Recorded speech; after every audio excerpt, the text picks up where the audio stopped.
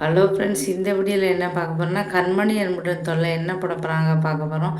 கண்மணி என்புடன் தொல்லை என்ன போடுறாங்கன்னா, வெண்ணிலா வந்து வேணுனே இப்போ அன்பு ஏமாற்றி ஒரு இடத்துக்கு வந்து கூட்டிகிட்டு போயிடறாங்க. அங்கேவே வந்து சொல்கிறாங்க, நீ எம்மேலு தான் என்ன தான் நீ காதலிக்கிற, நீ வந்து கண்மணியை வந்து காதலிக்கலை, நீ வந்து வேண்டாம் வெறுப்பாதானே உங்கள் அம்மாக்கா குடும்பம் நடத்துகிற, அதெல்லாம் வேண்டாம், அவளை விட்டு நீ இவளை விட்டுட்டு டைவர்ஸ் பண்ணிவிட்டு என்னை கல்யாணம் பண்ணிக்கோன்னு சொல்கிற, வாய் கொஞ்சம் மூடுறியாங்கிறாரு. அப்பா 5-6 பேர் வராங்க, வந்து வேணே கிண்டல் பண்ணுறாங்க, கேலி பண்ணுறாங்க. எல்லாம் வெண்ணிலாவோட ஆட்கள் தான் கேலி பண்ணுறவா நடிக்கிறாங்க. உடனே சண்டை போட்டு அவங்களெல்லாம் விரட்டி விட்டுறாங்க. அப்புறம் கூப்பிட்டு வந்துடுறாங்க.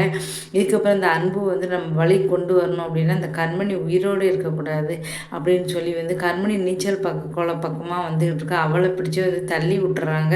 கரெக்டாக அந்த பக்கம் வர அன்பு வந்து ஓடி வந்து கண்மணியை வந்து காப்பாற்றுறாரு. உடனே நான் போய் ஒரு ட்ரெஸ் மாற்றி தலையை தொட்டி எல்லாம் செஞ்சுக்கிறேன்னு கூட்டிகிட்டு போயிடுறாங்க. ஏன்னா அன்பு போய் தலையை தொட்டி என்ன செஞ்சிடக்கூடாதுன்னு சொல்லிட்டு வேறுனே தன்னுடைய ரூமுக்கு கூப்பிட்டு போயிடுறாங்க. அப்புறம் ஆட்கள்கிட்ட வந்து ஃபோன் பண்ணி சொல்கிறாங்க, இதுக்கு மேலே இருக்கக்கூடாது, நீ என்ன பண்ண மறுபடியும் கண்மணி நீ வந்து என்னையும் அன்பையும் கடத்தணும், உங்களை எது கடத்தணும், 2 பேரையும் கடத்தி ரூமுக்குள்ளே அடைச்சி போட்டுருங்க, அப்போ தான் 2 பேருக்கும் நல்லது நடக்கும், அதனால் எப்படியாவது நான் அவரை மயக்கிறேன், 2 பேரும் கடத்திட்டு போயிருங்க அப்படி சொல்லிடுறாங்க. சரி அப்படி சொல்லிடுறாரு.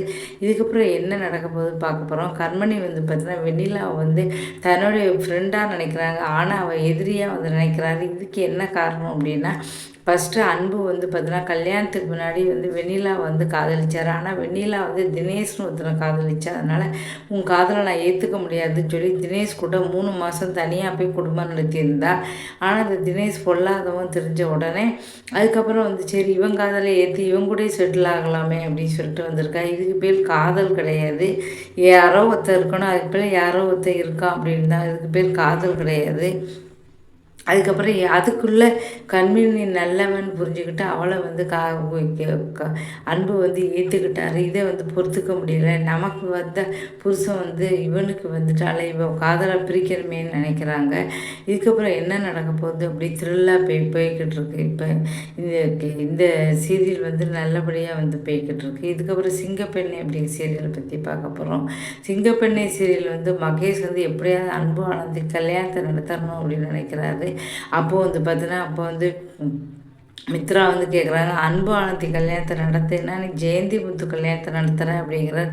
அங்கே அந்த கல்யாணம் நடக்க போகிறதில்ல, முத்து ஜெயந்தி கல்யாணம் நடக்கிறது தான் அது அன்பு ஆனந்தி கல்யாணமாக மாறப்போகுது அப்படி சொல்கிறாரு. அவங்க அம்மா வந்து பார்த்தீங்கன்னா ஏதோ ஒரு மலை கோயிலில் வந்து 2 பேருக்கும் அன்புக்கும் துளசிக்கும் நிச்சயம் வச்சுருக்காங்க. ஆனால் நீ இங்கே வச்சு கல்யாணம் அது எப்படி நடக்குமா, கண்டிப்பாக நடக்க தான் போகுது, நீ பார்த்துக்கிட்டே இரு அப்படின்னு சொல்கிறாரு.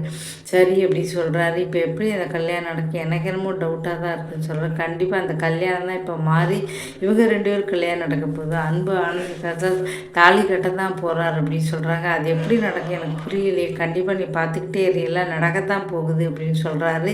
இதுக்கப்புறம் சஸ்பென்ஸோடு வந்து போய்கிட்டு இருக்குன்னு பார்க்கலாம். இந்த வீடியோ பிடிச்சவங்க சேனலை சப்ஸ்கிரைப் பண்ணி நன்றி.